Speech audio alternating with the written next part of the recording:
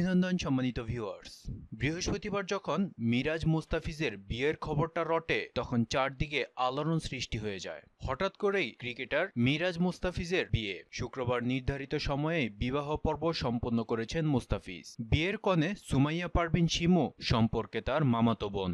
ঢাকা বিশ্ববিদ্যালয়ের মনোবিজ্ঞান বিভাগের প্রথম বর্ষ পড়ছেন শিমু। গতকাল কনের বাড়িতে ঘরোয়া পরিবেশে সম্পন্ন হয় মুস্তাফিজের বিয়ে। ইংল্যান্ড বিশ্বকাপের পর ঘটা করে অনুষ্ঠান করার কথা জানিয়েছেন দুই পক্ষই। মুস্তাফিজের পারিবারিক সূত্রে জানা গেছে, নিজের মায়ের পছন্দে বিয়ে করেছেন দাফিজ। তার বিয়ের দেনমোহর ধার্য করা হয় ৫ লক্ষ টাকা। অন্যদিকে জাতীয় দলের আরেক তারকা মেহেদী হাসান মিরাজও অনেকটা হুট করেই শুভ কাজটা সম্পন্ন করে ফেলেছেন। বৃহস্পতিবার রাবেয়া আক্তার প্রীতির সঙ্গে ঘাটছড়া বাঁধেন মিরাজ। খুলনার খালিশপুরে মিরাজের শ্বশুরালয়ে সম্পন্ন হয় বিয়ের আনুষ্ঠানিকতা। শ্বশুর বেলাল হোসেন পেশায় চাকরিজীবী, বিয়ের কনে প্রীতি পেশায় ছাত্রী। আগামী ঈদের পর বিয়ের অনুষ্ঠান করার কথা জানিয়েছেন মিরাজ। অন্যদিকে মিরাজ মুস্তাফিজের বিয়ে নিয়ে ফেসবুকে মানুষের কিছু আজব মন্তব্য।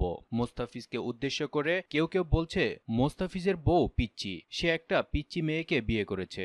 আবার মিরাজকে নিয়ে বলছে মিরাজের বউ মিরাজের চেয়ে অনেক বড়, মিরাজ বিয়ে করেছে একটা বুড়ি মেয়েকে। কিন্তু বলতে চাই, মিরাজ মুস্তাফিজ বিয়ে করেছে তাদের নিজেদের ও পারিবারিক পছন্দে। তারা কি দর্শকদের পছন্দে বিয়ে করবে? তবে মানুষ কেন এমন বাজে মন্তব্য করে নিজের বিবেকহীনতার পরিচয় দিচ্ছে? এতে প্রমাণ হলো যে আমরা এখনো মন মানসিকতার দিক দিয়ে অনেক পিছিয়ে রয়েছি। ফেসবুকে মিরাজকে লক্ষ্য করে বলা হয়েছে, মনে হচ্ছে ছেলেকে বাল্যবিবাহ দেওয়া হচ্ছে। আবার মুস্তাফিজকে লক্ষ্য করে বলা হচ্ছে, মনে হচ্ছে মেয়েকে বাল্যবিবাহ দেওয়া হচ্ছে। এমন মন্তব্যকারীরা প্রমাণ করছে তারা সত্যি মানসিকভাবে অসুস্থ, যা আমাদের জন্য লজ্জাজনক। ধন্যবাদ সম্মানিত ভিউয়ার্স, সংক্ষিপ্ত এই প্রতিবেদনটি শুনতে সাথে থাকার জন্য। প্রতিনিয়ত বিভিন্ন গুরুত্বপূর্ণ আপডেট জানতে চ্যানেলটিকে সাবস্ক্রাইব করে রাখুন।